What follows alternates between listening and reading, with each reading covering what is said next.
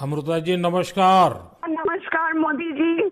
आपका बहुत आभारी हूँ। आप मुझे चांस दिए हैं लोगों की सेवा करने के लिए। हम 100% कोशिश करेंगे।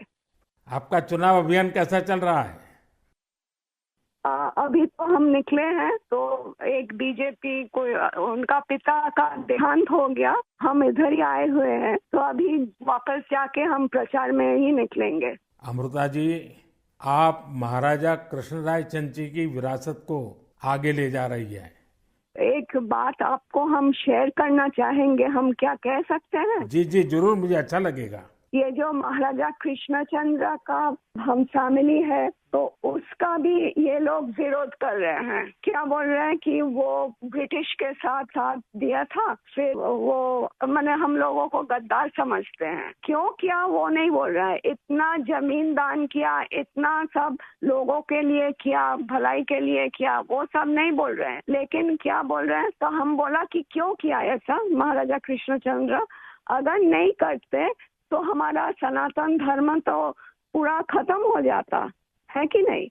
तो वो बात है, क्योंकि तब का वो जो नवाब थे सिराजुद्दौला, तो वो तो बहुत अत्याचारी भ्रष्टाचारी थे। तो उसीलिए उन्होंने तो अकेला नहीं किया, बहुत सारे राजाओं के मिलन हुआ, उसके बाद सभी ने किया।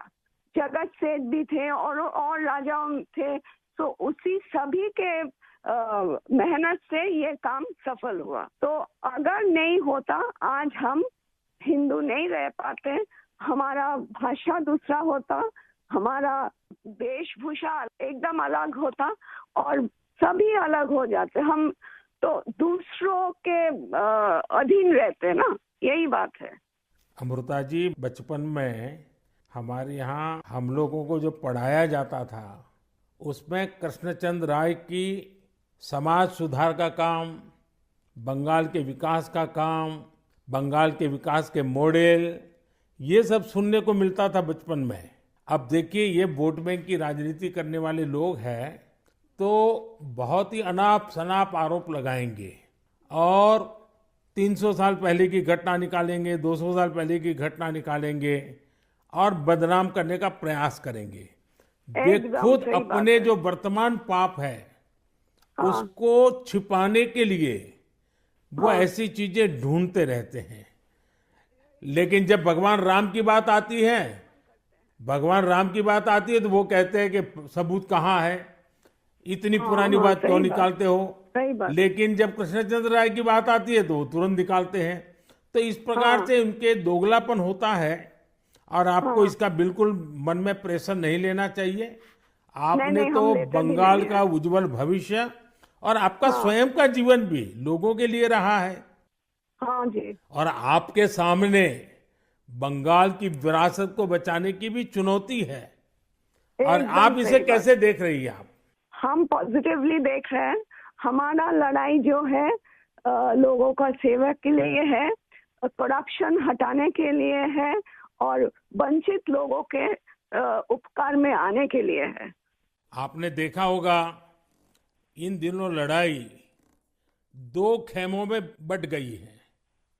एकदम। एक हमारा खेमा है जो इस देश से भ्रष्टाचार को मिटाने के लिए कदम उठा रहा है, और दूसरा हमारे सामने वाला खेमा है, वो भ्रष्टाचारियों को बचाने के लिए इकट्ठे होना, एक दूसरे को बचाने के लिए लड़ाई लड़ना, आरोप करना।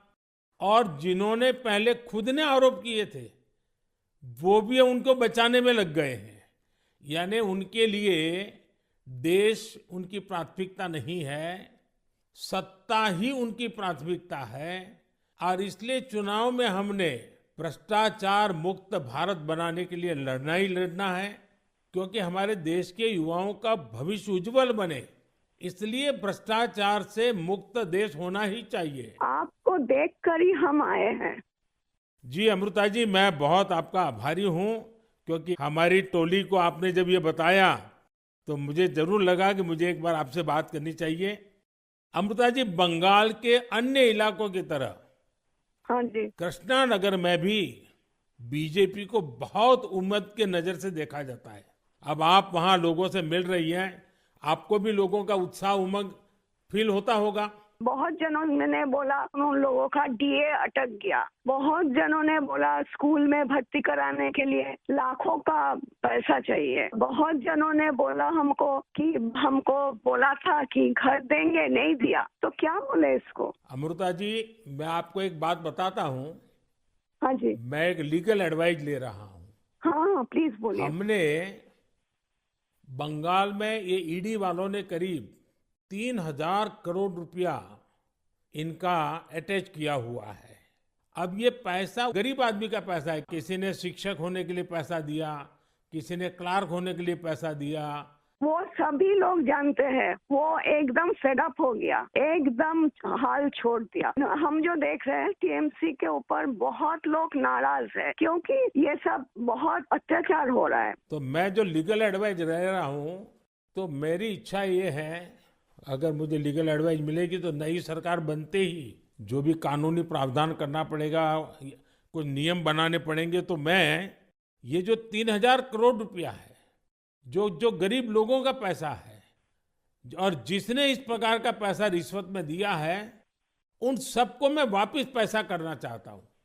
तो आप पब्लिक में जरूर बताइए कि मोदी जी से मेरी फोन पर बात हुई है और उन्होंने कहा है कि बंगाल के लोग विश्वास करें कि जो 3,000 करोड़ रुपए ईडी ने अटैच किया हुआ है, वो 3,000 करोड़ रुपया गरीबों का पैसा है बंगाल के, और वो उनको वापस देने के लिए कोई न कोई रास्ता मैं खोजूंगा। ये जरूर बताइए आप लोगों को। हम बोलेंगे। अमृता जी, पूरे बंगाल में बड़ी संख्या में लोग बीजेपी के साथ आ रहे हैं। जब आप क्षेत्र के लोगों से बात करती है, वो क्या बात करते हैं? अपनी अपेक्षाएं आपको बताते हैं क्या? हाँ बताते तो हैं। आपके कामों पे हमारा भरोसा है, ये सब बताते हैं। और हम पूछते हैं कि महुआ मैत्रो का क्या होगा, बोलो उसको तो जेल ही जाना है। अच्छा, लोग बोलते हैं। हाँ जी। अच्छा, ये मोदी की गारंटी को लेकर आपके लोकसभा के क्षेत्र में लोगों तक बात पहुंची है? हाँ हाँ, हम तो बोले हैं। तो बोला मोदी जी की तरह हमारा भी गारंटी है, हम जरूर कोशिश करेंगे आपका सेवा में आने का। अमृता जी, मुझे बहुत अच्छा लगा आपसे बात कर करके, और मुझे विश्वास है कि आप विजयी होकर के आपके परिवार की जो बंगाल की सेवा करने की परंपरा रही है, उस परंपरा को आप आगे बढ़ाएगी। आपने चांस दिया है, उसलिए हम आभारी हैं। आपने ये चांस मुझे सौंपा है। बस आप जीत करके आइए, हम मिलकर के बंगाल के लोगों की बहुत सेवा करेंगे। और आप भी जीतने के बाद पहले 100 दिन में कृष्णनगर में क्या करना है, उसका पूरा काम निकाल के रखिए। मैं पूरी तरह आपके साथ खड़ा रहूंगा, और उसमें से जो भी काम भारत सरकार को करने होंगे, वो तुरंत कराने का हम प्रयास करेंगे। आपका आशीर्वाद मुझे चाहिए बस। बस जनता का आशीर्वाद हम सबको चाहिए। जनता का आशीर्वाद ही हमारी सबसे बड़ी ताकत है। लेकिन आप मुझे गाइड करिए, ये हमारा रिक्वेस्ट है। नहीं, बिल्कुल हम संपर्क में रहेंगे, और मेरी आपको बहुत शुभकामनाएं हैं। बहुत बहुत धन्यवाद जी।